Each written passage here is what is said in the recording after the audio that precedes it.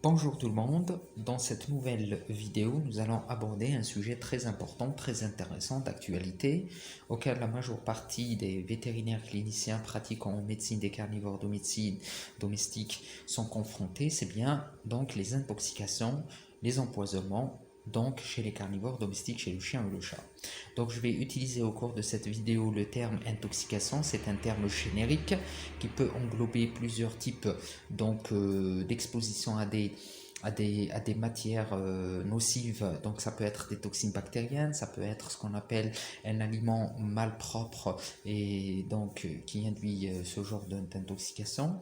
Comme ça peut être également donc un produit chimique, un empoisonnement par un produit chimique ou une exposition donc à un produit chimique. Donc, les intoxications chez les carnivores domestiques présentent le motif très fréquent donc en consultation en médecine canine et féline. Donc, le chien et le chat peuvent s'intoxiquer par voie percutanée, par exemple à travers la peau, en s'exposant accidentellement à des matières chimiques telles que des produits utilisés, par exemple des dérivés de pétrole, des produits utilisés par exemple comme herbicides, des produits utilisés directement contre les insectes comme les organophosphorés ou suite à une application du propriétaire, donc d'une façon un petit peu anarchique ou exagérée, qui va induire ce qu'on appelle une absorption anormale et assez élevée de ce produit, et par la conséquent un empoisonnement de cet animal. Donc, mais généralement, on rencontre beaucoup plus fréquemment ce qu'on appelle les intoxications qui se font ou par voie digestive. C'est beaucoup plus par ingestion que l'animal s'intoxique et tombe dans un état, ce qu'on appelle de choc et d'empoisonnement, donc une altération grave de son état général. Donc, il faut noter que les chiens sont les plus souvent victimes d'une intoxication digestive en raison de la particularité du sens gustatif chez cette espèce. Donc, si on compare le chien et le chat, donc on retrouve que beaucoup plus les empoisonnements sont très fréquents chez les carnivores domestiques de type chien, pour la simple raison que le comportement alimentaire propre à l'espèce fait que l'animal est exposé beaucoup plus à ce genre d'intoxication par voie digestive. Donc le chien généralement a des sens gustatifs qui ne sont pas assez développés, donc les papilles gustatives sont généralement localisées à la base de la langue, donc contrairement à ceux du chat. Donc c'est pour cette raison que le chien généralement il mange presque sans goûter, alors que le chat goûte avant de manger. C'est pour cette raison que le chat est beaucoup moins exposé que le chien. Néanmoins, ça n'empêche pas que aussi une intoxication par voie digestive peut se rencontrer chez un chat, donc facilement, qu'il peut ingérer un rat ou une souris qui était elle-même empoisonnée, donc morte suite à un empoisonnement, donc et par conséquent l'animal peut facilement donc s'empoisonner ou manger particulièrement donc une alimentation de la viande avariée, donc ça peut donner également donc le même syndrome. Donc, sur le plan étiologique, les produits chimiques, donc par exemple les antivitamines K, les raticides, le paracétamol, l'aspirine, les organophosphorés, l'arsenic, la strychnine, l'éthylène glycol et les rodenticides en général, donc sont des composés chimiques auxquels l'animal peut être facilement exposé et peut donner par conséquent donc un syndrome toxique. Donc, on peut également rencontrer des empoisonnements assez particuliers, par exemple dans le cas d'intoxication d'origine médicamenteuse. Donc, ça n'empêche pas qu'un animal qu'on traite, et si on abuse par exemple dans l'usage de certains antibiotiques sur le plan dosage et posologie, ça peut entraîner des effets secondaires liés au produit et un effet toxique lié à une ingestion excessive donc de certains médicaments, la phénylbutazone, la pénicilline G, donc les aminosides qui peuvent induire une sorte de syndrome neurologique. Donc certains antiparasitaires utilisés par voie orale, donc utilisés à de très fortes doses, peuvent induire ce qu'on appelle une sorte d'intoxication avec syndrome gastro-intestinal. Donc ça peut être aussi d'ordre médicamenteux. Parfois les intoxications ou l'intoxication est en relation avec le lieu de vie de l'animal. Par exemple, un chien qui vit dans un garage de mécanicien par exemple, il est souvent exposé à l'intoxication par des produits utilisés par les voitures. dans les voitures plutôt. Donc, c'est les sous-produits du pétrole, donc les produits qu'on utilise pour le lavage des batteries, donc les gaz émanant, par exemple, donc les différents gaz volatiles émanant de l'essence, ainsi que de certains, ce qu'on appelle diluants, donc utilisés, donc peuvent donner ce qu'on appelle une intoxication, donc qui peut se répercuter sur l'état général, soit par une altération grave de son état général, soit par des syndromes respiratoires ou par conséquent un syndrome digestif.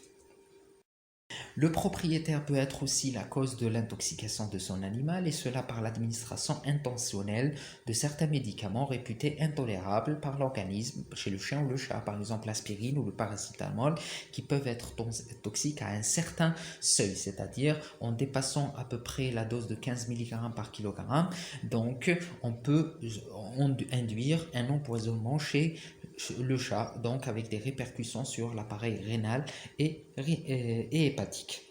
Les aliments de mauvaise qualité, mal conservés ou mal préparés sont souvent donc l'origine d'une indigestion alimentaire qui va se compliquer d'un syndrome toxémique par déséquilibre de la flore intestinale et libération de certaines toxines bactériennes, avec syndrome toxémique au niveau du sang et par conséquent une intoxication générale. Donc on connaît aussi un syndrome très connu qui est le botulisme, qui est souvent lié à la toxines botuliniques ingérées dans des viandes avariées par l'animal, ce qui conduit des paralysies progressives induisant la mort après quelques jours à quelques semaines. Donc, le déséquilibre de la flore bactérienne au niveau de l'intestin donc, va favoriser ce qu'on appelle l'installation de ce syndrome toxique. On peut également rencontrer des intoxications particulières par des produits si on peut dire des matières alimentaires, mais qui ne sont pas généralement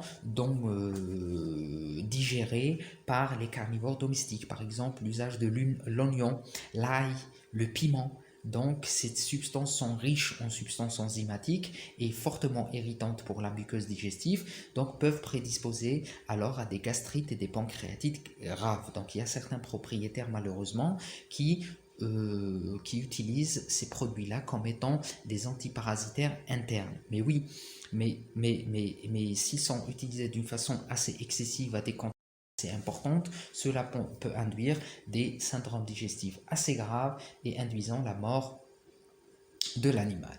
Si on parle maintenant des symptômes cliniques d'une intoxication chez l'animal, donc je répète encore une fois que dans cette vidéo, je parle de l'intoxication comme terme générique, je parle de l'intoxication en général, mais plus particulièrement, je donne plus d'importance à l'intoxication, le mode d'intoxication le plus fréquemment rencontré, qui est l'intoxication par voie digestive. Pas mal d'entre vous va être vraiment en accord avec ce que je dis, parce que si dans la majeure partie des cas, c'est par voie digestive que se produit ce genre d'intoxication. Donc les symptômes généraux, donc les signes cliniques qu'on peut rencontrer chez un animal empoisonné et intoxiqué, donc ils sont variables selon la nature de l'intoxication, donc bien sûr en fonction de la qui a été ingérée ou de la matière qui a produit ce désordre organique. Donc ça peut être des signes par exemple neurologiques typiques, ça peut être des signes par exemple hémodynamiques typiques en fonction de la toxicité de la molécule et en fonction bien sûr de les dégâts que produit la molécule elle-même ou la substance elle-même. Donc si elle produit des dégâts hémodynamiques et vasculaires, donc on assistera à des syndromes de type hémorragique, hématurie, épistaxis, hématome, hémopéridoine, hémothorax et ainsi de suite. Si la molécule ou la substance toxique donc attaque le système nerveux ou produit des syndromes nerveux, donc on va assister à un syndrome neurologique de type les ataxies ipsi-contralatérales, des convulsions, des tremblements, ce qu'on appelle des fasciculations.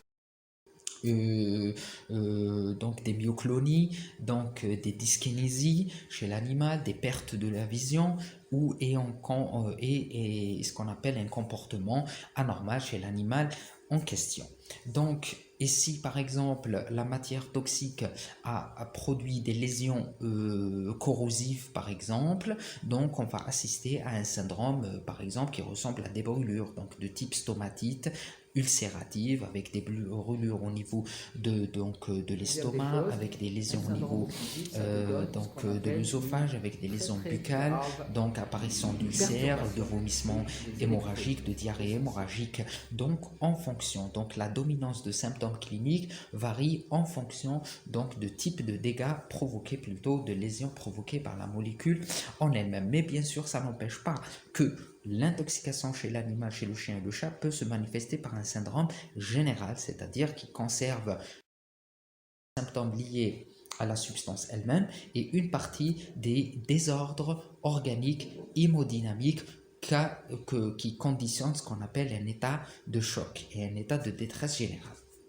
Je vais essayer de les résumer donc en général. Donc, les manifestations cliniques d'une intoxication se caractérisent par la brutalité de l'incidence et un polymorphisme de symptômes. Donc on peut assister à une anorexie brutale, une soif intense, muqueuse pâle, voire cyanosée, ou généralement donc des muqueuses fortement congestionnées avec des pétéchies, un ptyalisme suivi de vomissements qui peut être parfois hémorragique. Des vomissements peuvent être violents, aigus et très fréquents par jour. Donc, c'est des vomissements qui peuvent être périphériques et ou centrales, des lésions buccales de type stomatite inflammatoire et ulcérative qui peuvent s'observer par exemple dans le cas d'ingestion de produits caustiques ou irritants, des diarrhées souvent trop liquides et nauséabondes, parfois hémorragiques. Il faut faire attention dans ce cas-là à ne pas confondre, surtout s'il s'agit d'un jeune chien, avec la parvovirose, et souvent associé à des vomissements, ce qui témoigne de l'existence d'un syndrome gastro.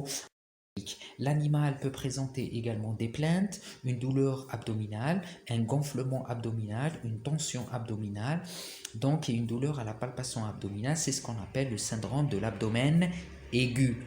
Donc on peut également voir de l'hémopéritoine dans les cas très graves. On peut aussi palper un foie qui est fortement volumineux, donc une hépatomégalie douloureuse suite à l'installation d'une hépatite qui peut se compliquer d'un ictère franc. On peut voir également un syndrome qui associe des vomissements et une constipation avec ballonnement intestinal, donc c'est le cas de l'abdomen aigu. L'animal peut présenter également donc de l'ictère, une hématurie ou une hémoglobinurie, par exemple dans le cas de l'installation d'un syndrome hémolytique d'ordre toxique ou toxémique. L'animal peut présenter également une déshydratation, donc la déshydratation elle est presque de règle dans toutes les situations. Il y a deux situations qui sont plutôt deux manifestations qui sont toujours presque obligatoires pour moi. C'est bien la déshydratation globale, donc elle est extra et intracellulaire globale, et l'acidose métabolique. C'est les deux phénomènes hémodynamiques donc dominants dans le cas ce qu'on appelle d'un état de choc lié à une intoxication. Et bien sûr qui peuvent s'aggraver davantage. Un état de choc peut s'installer soit directement sans signe clinique précédent, soit comme conséquence finale de l'évolution clinique d'une intoxication grave, c'est clair. Donc parfois l'intoxication elle est tellement insidieuse, tellement brutale, et cela dépend également de la quantité du produit ingéré ou de la quantité auquel l'animal s'est exposé à ce produit. Donc dans ce cas-là, donc on assiste soit des fois à un animal dans un état de choc, tout simplement. Donc il vous le ramène donc en plein décubitus, inconscient, comateux, une hypothermie, sans signe précédent, donc ou dans un état complètement léthargique avec une paralysie totale et une respiration lente avec des signes hémorragiques. Ça aussi, ça fait partie des empoisonnements graves. Ou encore, donc il y a des signes cliniques que je viens de citer que le propriétaire a pu remarquer, vous-même vous avez pu remarquer consultation, et par la suite donc l'animal termine ce qu'on appelle cet épisode clinique par la chute dans un état de choc hémodynamique, vasoplégique, cardiogénique et pas plus ou moins hémorragique, donc, et généralement hypothermique. Donc l'association de tous ces états de choc vont conduire l'animal à la mort d'une façon plus ou moins rapide. L'animal présente selon les degrés de gravité une dyspnée par exemple, une tachypnée, une bradypnée, une hyperpnée associée à une tachycardie, une arythmie cardiaque ou une bradycardie. Donc il faut s'attendre à tout. Soit on a, c'est pas le cas, donc il ne faut pas toujours aussi, donc sur le plan physiopathologique, mélanger les pinceaux comme on dit et dire tiens c'est une intoxication, donc c'est un syndrome de stress, phase d'alarme, tachycardie, tachypnée. Et bien si vous mettez toujours dans votre tête ce genre de tableau, eh ben, je vous le dis que c'est faux. Donc, il faut s'attendre à toute possibilité. Donc, on peut assister à une bradycardie, à une tachycardie, on peut assister à une hyperpnée, donc une respiration au contraire profonde et lente, ou profonde, plutôt superficielle et rapide. Donc, il y a toute possibilité en fonction de ce qu'on appelle du degré de gravité et de l'évolution clinique de l'animal. Et parfois aussi, plutôt je dis pas parfois, souvent, on peut recevoir un animal dans de tachypnée et de tachycardie par exemple, et une heure après, donc il y a ce qu'on appelle bouleversement de toutes ces fonctions vitales vers donc la chute. Donc l'animal peut présenter également un hémothorax ou un hydrothorax, un œdème aigu du poumon par exemple, dans les cas donc des intoxications graves qui vont modifier l'osmolarité sanguine et ils vont modifier fortement, ils vont provoquer plutôt des lésions de l'endothélium vasculaire. La perception du pouls devient difficile, voire absente. L'animal peut présenter les symptômes. Donc, comme j'ai signalé déjà, donc des épilepsies, des ataxies, des tremblements musculaires et un état de coma. Parfois, on observe ça chez les chats lorsqu'ils ingèrent par exemple des raticides ou des souris par exemple mortes par des raticides convulsivants qui provoquent des lésions neuromotrices et neurologiques centrales. Donc l'animal est proie donc ce qu'on appelle d'une mydriase fixe bilatérale ou au contraire d'un myosis fixe bilatéral, donc avec ce qu'on appelle des signes neurologiques de type myoclonie, donc tremblement musculaire, donc très très violent dans certaines situations. On va partir sur les complications. Bien sûr, une intoxication donc se complique vite parce que là, il y a un produit ou une molécule ou une substance qui est mal tolérée par le corps, qui est étrangère pour le corps et qui a produit des lésions un petit peu partout. Donc, il faut mettre toujours dans la tête que la seule présence de cette molécule dans l'organisme et dans le courant sanguin après avoir été absorbée, donc elle peut provoquer non seulement des lésions locales au site de son absorption et aussi des lésions secondaires sur le plan circulatoire et vasculaire et hémodynamique et dans différents autres organes. C'est pour cette raison on parle ce qu'on appelle du Systemic Inflammatory Response Syndrome ou ce qu'on appelle le SIRS. Donc en plus des lésions engendrées par la substance toxique elle-même, donc on assiste à ce qu'on appelle un syndrome inflammatoire systémique. Bien sûr, le corps va essayer de se défendre. C'est pour cette raison qu'il y a donc la sécrétion de certaines hormones du stress, l'adrénaline, donc la vasopressine, l'ocytocine, donc et des médiateurs inflammatoires parce qu'il y a des lésions cellulaires et tissulaires diverses, par exemple des lésions hépatiques, rénales, pancréatiques, gastriques, entérales. Donc la lésion au niveau de ces cellules, les cellules libèrent des enzymes, elles libèrent des cytokines qui vont provoquer ce qu'on appelle une réaction du système immunitaire avec sécrétion des amines vasoactifs, histamine, sérotonine, héparine. Et tout ça, donc ça va provoquer ce qu'on appelle une bouillie, si on peut dire, inflammatoire au niveau systémique. Le problème, c'est que cette réaction inflammatoire n'est pas isolée, elle n'est pas locale, mais elle est sur le plan général et systémique. C'est ce qu'on appelle le Systemic Inflammatory Response Syndrome ou ce qu'on appelle le SIRS, qui correspond à l'ensemble des modifications du fonctionnement de l'organisme suite à la généralisation d'un état inflammatoire. Donc, il y aura ce qu'on appelle une vasodilatation dans certaines zones du corps, il y aura ce qu'on appelle des zones du corps qui vont être anormalement congestionné, il y aura ce qu'on appelle l'intensification de la douleur avec synthèse des prostaglandines, il y aura une augmentation de la sensibilité nociceptive avec sensibilité, avec douleur importante. Donc, il y aura ce qu'on appelle une altération de l'hémodynamie et un déséquilibre entre les liquides. Donc, modification de la contenance ainsi que du volume et de la propriété, par exemple, du liquide cérébrospinal. Donc, déséquilibre hémodynamique au niveau rénal, au niveau hépatique, au niveau pulmonaire.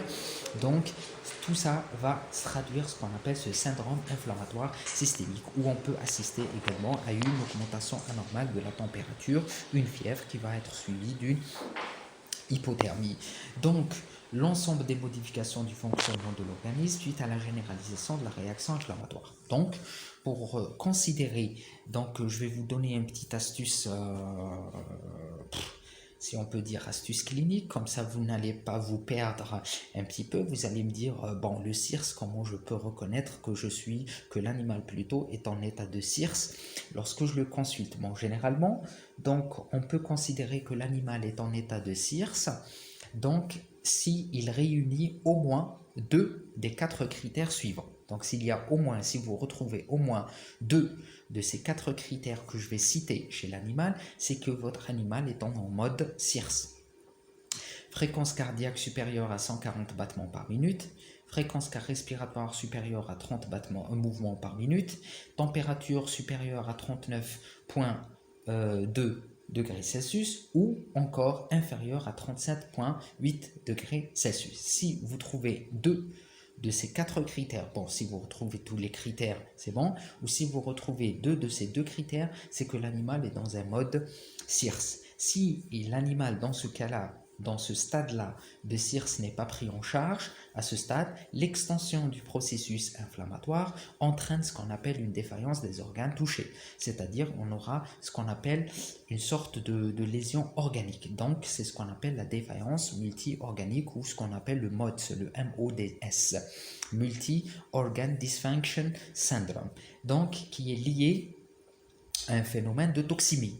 Bien sûr, n'oubliez pas que le poison ou la substance toxique, elle agit, mais également le déséquilibre donc de la flore intestinale ainsi que la sécrétion de certaines toxines bactériennes et presque fuite de certaines bactéries peuvent induire ce qu'on appelle une septicémie secondaire, un sepsis et une septicémie secondaire. C'est pour cette raison une essentielle, surtout au niveau une triade lésionnelle si on peut dire, donc elle est souvent digestive, hépatique et rénale, et on peut ajouter également le pancréas qui subit de lourds dégâts, et bien sûr secondairement des lésions de l'endothélium vasculaire qui peuvent prédisposer ce qu'on appelle une coagulation intravasculaire disséminée mortelle et une endothélite, une cardiopathie secondaire inflammatoire avec endocardite. Donc si je résume bien, le déséquilibre multiorganique donc va rejoindre en premier lieu une triade lésionnelle, donc atteinte hépatique, rénale, donc digestif intestinal au primaire, avec secondairement pancréas et cœur, ce qui conduira l'animal à une mort certaine. Donc le stade suivant, donc le MODS s'installe et il va être compliqué facilement et rapidement par un état de choc septique. Donc un sepsis, ce qu'on appelle une réaction violente inflammatoire généralisée d'ordre causé par des bactéries dans le sang ainsi que les toxines bactériennes dans le sang, et un état de choc septique. L'animal va chuter dans un désordre septique grave. Donc on va observer un choc septique donc avec une hypoxie tissulaire, une acidose métabolique, donc qui est la conséquence de la présence de toxines bactériennes au niveau du sang, donc surtout ce qu'on appelle d'origine intestinale, et l'animal va donc, dans ce cas-là, le pronostic vital est engagé. Donc selon la gravité de l'intoxication et sa nature, la mort peut s'installer soit rapidement en quelques heures, soit en quelques jours. Donc cela dépend de la rapidité donc, de l'installation des dégâts ainsi que de la rapidité également. Donc plus on essaye de traiter vite, plus on a de l'espérance qu'on va sauver la vie de l'animal. Donc, mémorisez dans votre tête avec moi. Donc, les complications, c'est SIRS, syndrome inflammatoire donc systémique généralisé, avec libération des médiateurs de l'inflammation et des ordres hémodynamiques graves, qui se compliquent rapidement d'un MOTS, multi-organic disease syndrome, syndrome. Donc, ce multi-organic dysfonction syndrome associé à ce SIRS vont donner essentiellement un sepsis avec installation de toxémie d'ordre bactérien, donc ce qui va donner un choc septique. Donc, en grosso modo, donc c'est ce qui se passe et ce qui conduit l'animal vers la mort de l'animal. D'ailleurs, des fois, malgré tous les efforts thérapeutiques qu'on peut faire, donc l'animal meurt. Donc, ça m'est arrivé personnellement que pas mal de cas que j'ai reçus, donc il y a des cas qu'on a pu sauver, mais il y a des cas aussi que malgré toute l'installation et la réanimation nécessaire, donc le seul fait que le CIRS s'est installé et il est compliqué des MOTS, c'est bien, donc il n'y a pas de retour en malheureusement, l'animal peut succomber malgré tous vos efforts thérapeutiques. Donc c'est pour cette raison on joue surtout sur la précocité et la rapidité de votre intervention. On va passer maintenant au diagnostic clinique, plutôt le diagnostic en général d'une intoxication. Donc on a des symptômes généraux, on a parlé un petit peu des complications, donc vous allez trouver que c'est vraiment un peu confus parce que des fois l'animal arrive dans un stade de complication et ce stade de complication il a masqué complètement les premiers symptômes causés par l'intoxication elle-même. Donc c'est ce qui arrive dans presque, je vais oser donner un pourcentage et dire à peu près dans 90% des cas, donc on assiste beaucoup plus aux symptômes de complications et on assiste très rarement aux premiers symptômes qu'a provoqué l'intoxication elle-même. Donc c'est pour cette raison que le diagnostic clinique il est un petit peu, je ne dis pas qu'il est difficile, mais il est un petit peu confus. Mais généralement pour la clinique on doit se baser sur l'anamnèse, donc les circonstances qui ont conduit à l'apparition des donc qui peuvent être rattachés à un empoisonnement, une intoxication, le mode de vie de l'animal, les habitudes alimentaires de l'animal, les coïncidences, les circonstances qui ont fait que l'animal est tombé dans un état plus ou moins grave. Tout ça va vous aider à peu près donc à déterminer qu'il s'agit bien d'une intoxication et qu'il s'agit bien au mesure du possible donc du produit qui a pu provoquer ça, ou de la cause réelle de cette intoxication, par exemple le propriétaire qui vous raconte par exemple l'usage des médicaments donc par lui-même, qui vous raconte l'histoire de l'usage d'un antiseptique plutôt d'un antiparasitaire par lui-même, donc par exemple une ingestion, une balade en forêt avec ingestion d'une matière un petit peu bizarre, l'usage de certains, donc un changement alimentaire brutal ou la malsurveillance de l'hygiène alimentaire, donc chez le chien ou chez le chat, donc ou l'usage plutôt, il a utilisé un aliment avarié, périmé, tout ça va vous aider à vous orienter donc dans le diagnostic. Le laboratoire est très intéressant, donc il est presque indispensable, je vais dire il est indispensable, donc les prélèvements sanguins donc afin de réaliser une FNS, recherche des modifications hématologiques, exploration de l'hémostase primaire et secondaire, différents tests, donc le test de Quick, le temps de OL, le temps de Quick, le temps de céphaline kaolin, le temps de thrombine, donc l'exploration de l'hémostase primaire, l'exploration de l'hémostase secondaire, donc n'oublions pas également le dosage de certains ce qu'on appelle transaminases, donc les alates, donc la phosphatase alcaline, donc on peut ajouter aussi la FPLI et la CPLI, ce qu'on appelle la lipase pancréatique chez le chien et la lipase pancréatique chez le chat, qui sont de très très bons indicateurs de la pancréatite. Est-ce qu'il y a des complications à l'échelle pancréatique, le dosage de l'urée, de la créatinine et bien sûr une analyse urinaire. La biochimie des urines est très très importante également afin de mettre un rapport et de comprendre à peu près s'il y a ce qu'on a un produit anormal et également est-ce qu'il y a des modifications au niveau du rein, il y a installation par exemple d'une insuffisance rénale aiguë toxique, donc qui complique la situation clinique de l'animal. Donc non seulement le laboratoire va vous donner une idée sur l'hémodynamie en général et il va vous donner une idée sur le MOTS, donc les fonctionnements de certains organes, le foie, donc doser de la bilirubine également, du cholestérol, ce qu'on appelle de l'albumine, Tout ça est très intéressant. Et sans oublier, bien sûr, le fameux ionogramme. Donc, si généralement, par exemple, pour l'ionogramme, on peut assister souvent à une hypercalcémie, on peut assister à une hyperkaliémie et une natrémie variable. Donc, tout ça va vous aider au cours de la prise en charge thérapeutique. Donc, le sang, bien sûr, il est prélevé dans un tube EDTA et épariné en fonction des besoins donc de la biochimie et de l'hématologie. On peut aller plus loin, donc recherche par exemple dans la mesure du possible de la nature du toxique ingéré, par exemple dans l'analyse urinaire, donc la spectrophotométrie, l'analyse urinaire également, le dosage biochimique urinaire, donc urinaire, bandelette urinaire, donc la coprologie également, et aussi donc le liquide céphalorachidien qui nécessite bien sûr une prise en charge très particulière pour son prélèvement et pour son analyse, surtout lorsqu'il s'agit d'un empoisonnement qui a provoqué ce qu'on appelle des lésions neurologiques graves. Donc les examens complémentaires sont aussi très intéressants. Donc sur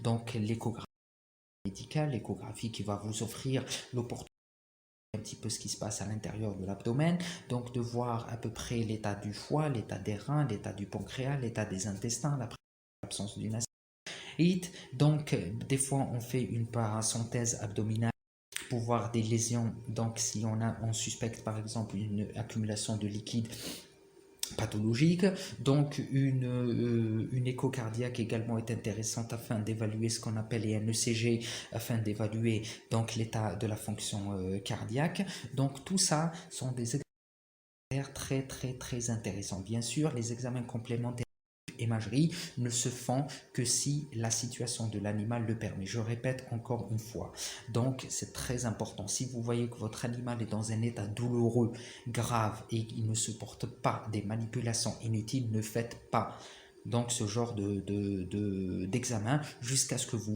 puissiez stabiliser l'état de l'animal. Donc ça sert à rien de torturer l'animal avec des examens complémentaires d'imagerie et de passer de va-et-vient au niveau de son abdomen et de son thorax. Donc non seulement vous n'allez pas pouvoir maîtriser votre animal qui est fortement douloureux, et même votre interprétation d'image ne sera pas vraiment assez. Donc c'est qu'il faut, donc si vous voyez que l'état de l'animal permet de faire des examens complémentaires de type imagerie médicale sans qu'il y ait ce qu'on appelle, sans qu'elle soit invasive et douloureuse, faites-le. Sinon, vous pouvez différer ça donc, et vous contenter des analyses sanguines donc jusqu'à donc nouvel ordre. Donc sur un animal mort, malheureusement, donc on peut aller aussi, c'est très important, c'est parmi les fonctions également, parmi les étapes à respecter, donc une autopsie est intéressante avec des échantillons de foie et de rein, donc afin qu'ils soient analysés pour déterminer